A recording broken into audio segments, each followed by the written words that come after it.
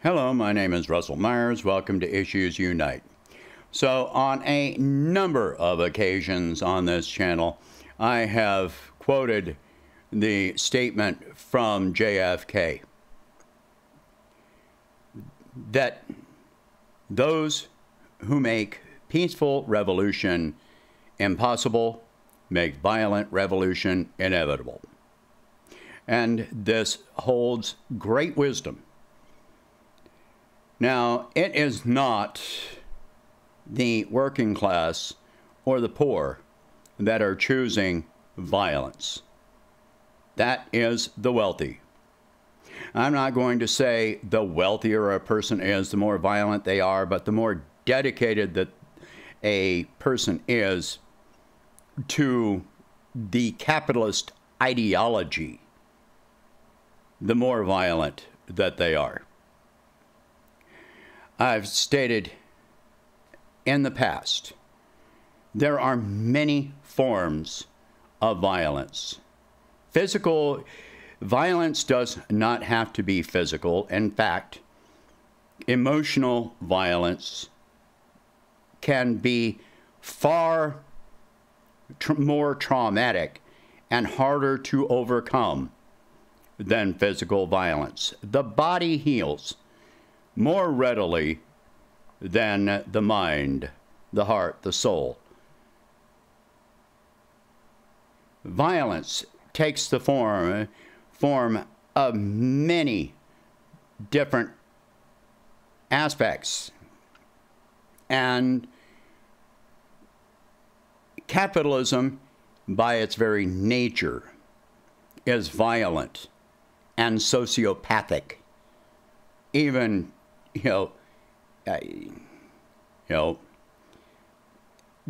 it's just murderous. So, what are forms of violence enacted by capitalism that, do not involve physical violence? Well, you've got mass incarceration, wars, hunger, homelessness, lack of medical care, lack of caring, making a person feel worthless because they don't own, goods, because they don't have money in a capitalist corporate bank. To destroy a person's self-worth based on this. Racism is violence. I could go on and on and on, but these are all forms of violence.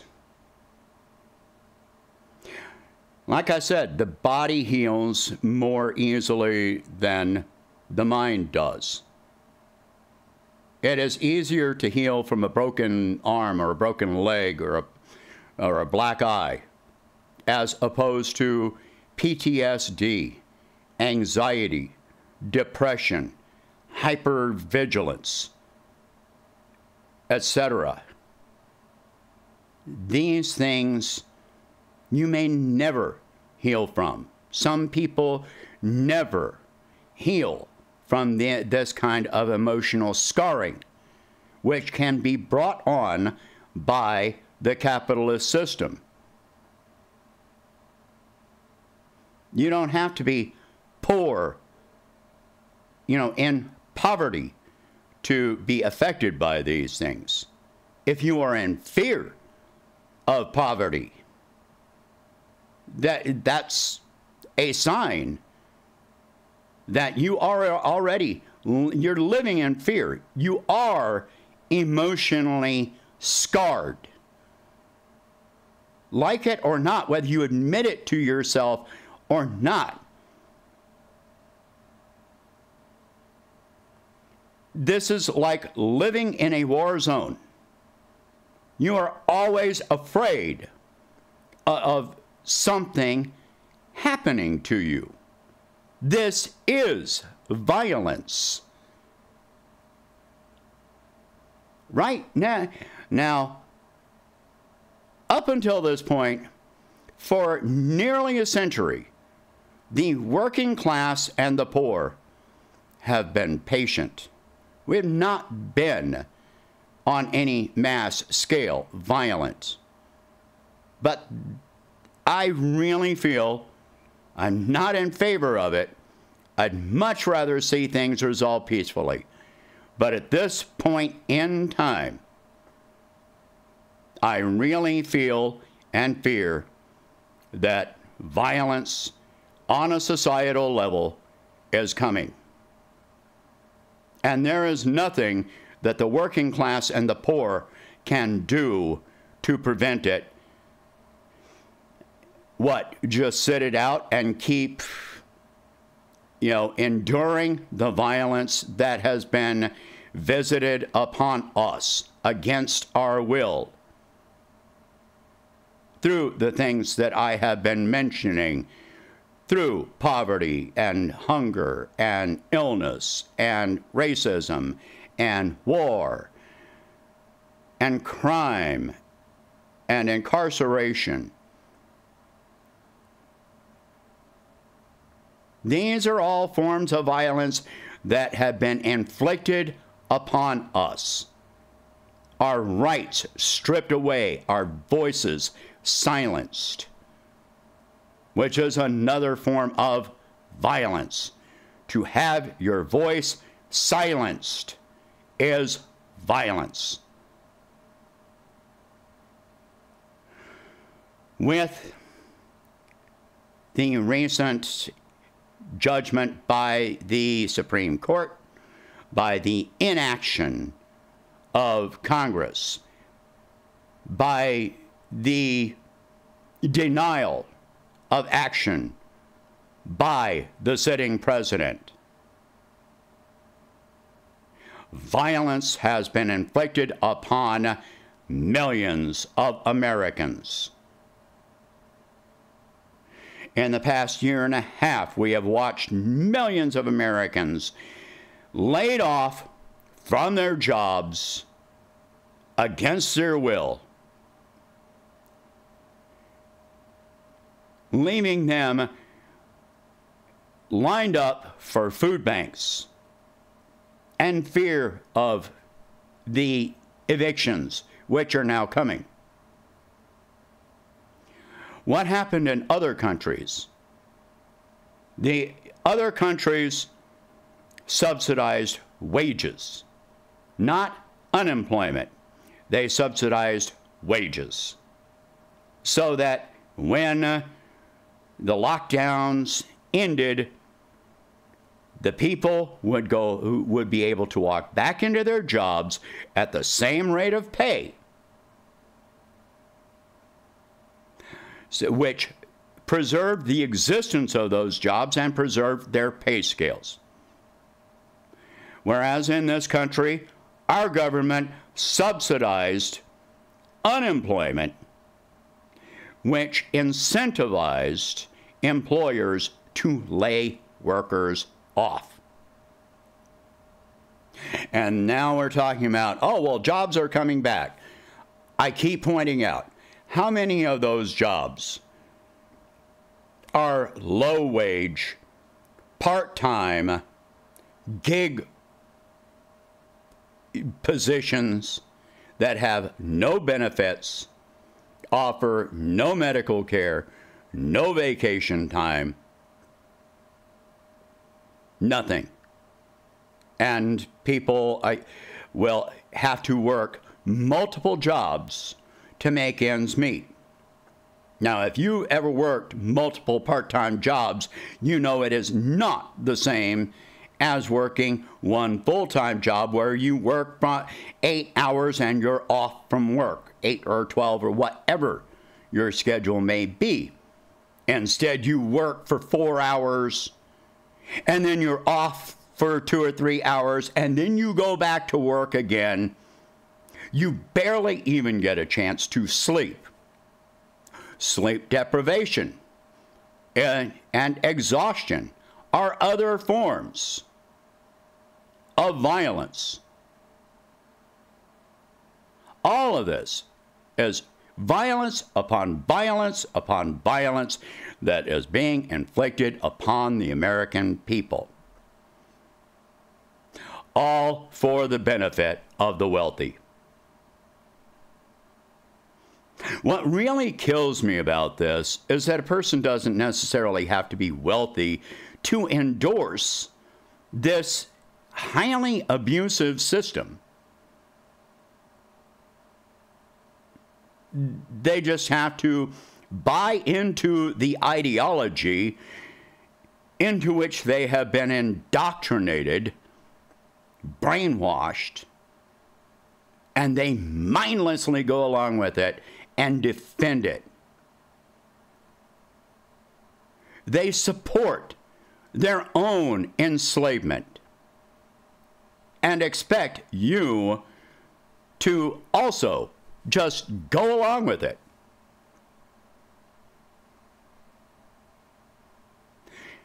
Slavery was violence. Feudalism, violence. Jim Crow, violence. All of this is violence and violence and violence and violence. And it takes a toll on the human spirit.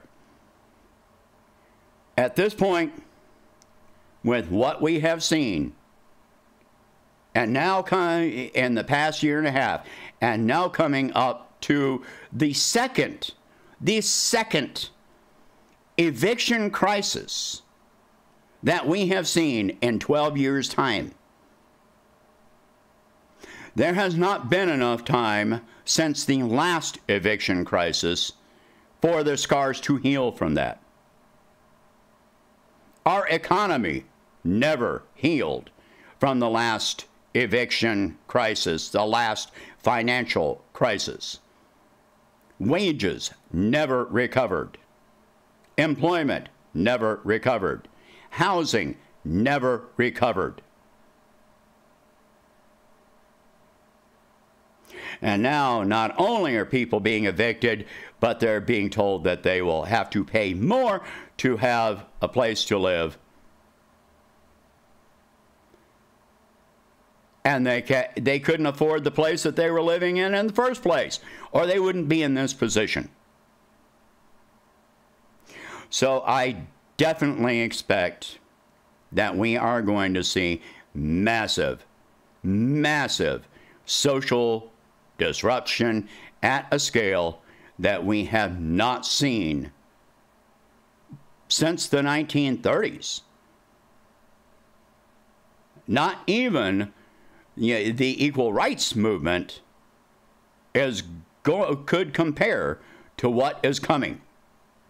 This is going to be far worse. And it's coming soon, very soon. I mean between now and winter. It is coming. Be ready for it. And capitalists, you've got yourself to blame. It is the wealthy that have chosen violence. It is not the working class and the poor that have made this choice. And there are not enough jails, and trust me, every correctional facility that I have worked at has been short of staff. They don't have enough officers. Why do you think Biden was diverting money from the American Rescue Plan into hiring more police? And yet they cannot hire more police. Nobody wants to be police to incarcerate, to arrest and incarcerate and abuse people for nonviolent offenses. Even in some cases, they may not even be against, the violent offenses. Who knows? The fact is, there are not enough officers. There are not enough police. We outnumber them hundreds to one. So the police can either be on our side. The police are going to have to choose their side with what is coming. So are they going to choose the wealthy? Or are they going to choose to be with their own communities? I guess we're going to have to wait and see, aren't we? But no matter what, the working class and the poor have endured enough violence, and that karma is about to be returned. Unless something changes, unless something drastically, radically changes in the favor of the American people, what's coming is not going to be pretty. We are headed for a new American Civil War. But it's not going to be North against South. It is going to be a class war. Make no mistake about it. It is here. It is here now. The first shots have not yet been fired. But I expect that they will be. I don't mean literal shots. I hope not. You know, there will probably be some of that, but, you know, people are going to stand up. So choose which side you're on. You know, if you're on the, like, Blue Lives Matter, the you know, corporate slave wage, you know, sycophants, more worried about your stock portfolio than your neighbor, you've chosen your side. You can either choose to change that side now, because when it all comes down, it's going to be too late to change your side then. All right. Share this video. Talk about these subjects. If you can, please donate $1 a month and help expand the channel, and I will catch you in the next one.